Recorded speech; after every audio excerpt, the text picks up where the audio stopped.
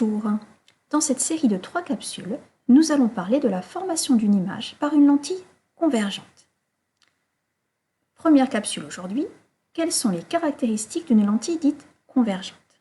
Alors une lentille, je vous en ai proposé quelques-unes ici. On voit que certaines ont des bords très épais, d'autres des bords plus minces. Mais dans tous les cas, une lentille sera tout simplement un bloc de matière transparente, verre ou plastique, qui modifie le trajet de la lumière grâce au phénomène de réfraction. Alors les lentilles, on les utilise très souvent dans la vie quotidienne, pour mieux voir avec des lunettes, des jumelles, des lunettes astronomiques, un microscope, mais aussi pour observer des images sur un écran avec un vidéoprojecteur, pour former une image sur une pellicule ou bien sur un capteur photosensible. Enfin, très important, nous possédons tous 2 lentilles. Effectivement, notre œil est constitué d'un cristallin, comme nous le verrons dans la 3e capsule. Alors, ces lentilles, comment les distinguer? Tout d'abord par le toucher. Nous l'avons vu sur la petite photo tout à l'heure, certaines ont des bords relativement minces. Elles sont bombées. On les appelle des lentilles à bords minces. D'autres, au contraire, sont plutôt creuses. Elles ont des bords épais. On les appelle des lentilles à bords épais. Et nous allons voir que ces 2 familles de lentilles ont des effets différents lorsqu'on observe un texte de près par exemple. Une lentille à bord mince, comme celle-ci, va grossir l'objet. Elle a un effet loupe. Une loupe sera une lentille à bord mince. Au contraire, une lentille à bord épais, vous le voyez, a tendance à diminuer la taille de l'objet. 3e manière de faire, maintenant un peu plus scientifique encore, c'est en étudiant leur effet sur un faisceau de lumière parallèle. Prenons des lentilles à bord mince. Voyez que le faisceau de lumière, lorsqu'il émerge de la lentille, il va converger en un même point.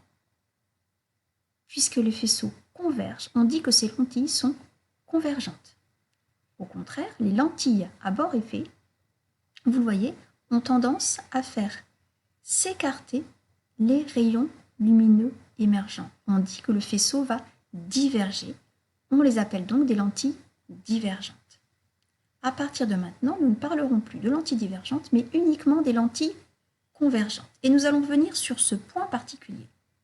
Regardez bien l'expérience qui était faite ici en dirigeant cette lentille vers le soleil. Vous voyez que le joue-papier journal est en train de s'enflammer. Pourquoi? Parce qu'en fait, ce petit point-là, c'est celui-ci. C'est le point où vont converger tous les rayons lumineux.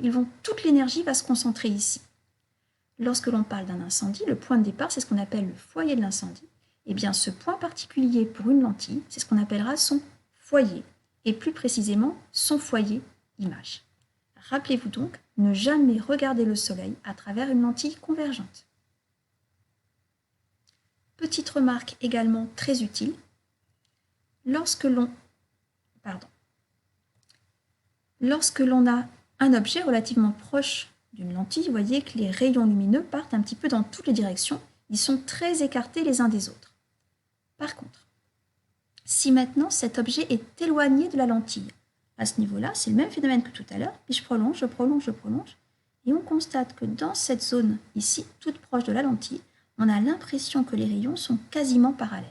Bien ça, c'est quelque chose de très important en sciences physiques, c'est-à-dire que lorsqu'un objet est très éloigné, les rayons qui arrivent sur la lentille sont quasiment parallèles.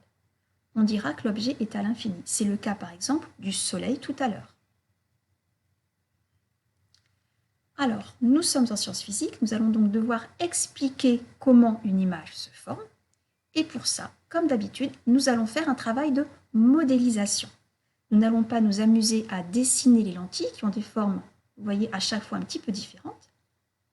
Nous allons les modéliser par une flèche, double flèche, qui va indiquer, pointe vers le haut, que le bord est mince et que la lentille va en s'épaississant. Si bien que lorsque l'on veut modéliser l'expérience que nous venons de voir, eh bien, il suffit de remplacer la lentille par son modèle, la double flèche, de remplacer les rayons lumineux par des segments fléchés, les rayons incidents et les rayons émergents. Et rappelez-vous ce point très particulier, c'est notre foyer image. Alors, deuxième partie maintenant, c'est l'objectif de la séance d'aujourd'hui. Quels sont les éléments caractéristiques d'une lentille mince convergente? Alors, cette lentille, elle possède un axe de symétrie qu'on appelle l'axe optique. Dans tout ce chapitre, lorsqu'on parle de la lumière, on est dans le domaine de l'optique. Rappelez-vous, vous allez chez un opticien, par exemple. Cette lentille possède également un centre de symétrie que l'on notera haut. Elle possède, nous venons de le voir, très important, un point qui est son foyer image. Nous le noterons F'. Et ce point, il possède un symétrique par rapport à O que l'on appelle le foyer objet. Nous allons le voir, il y aura toujours le côté de l'objet et le côté de l'image. Dernier mot de vocabulaire enfin, la distance qui existe entre la lentille et le foyer image. Cette distance s'appelle la distance focale et nous la noterons F'. Alors, juste avant de conclure, nous allons utiliser ce petit site de M. Cordier pour bien observer quelque chose. Vous voyez qu'ici, vous avez une lentille très bombée. Son foyer est relativement proche, la distance focale est petite. Par contre, lorsque cette lentille devient plus fine, son effet est moins important, elle va converger beaucoup plus loin, la distance focale sera plus grande. Et une lentille plate, bien, elle n'a plus l'effet de lentille, la lumière peut traverser sans être déviée. Donc si on résume, plus une lentille est bombée, plus elle sera convergente et plus sa distance focale sera petite. Nous en aurons besoin dans les capsules suivantes. Merci.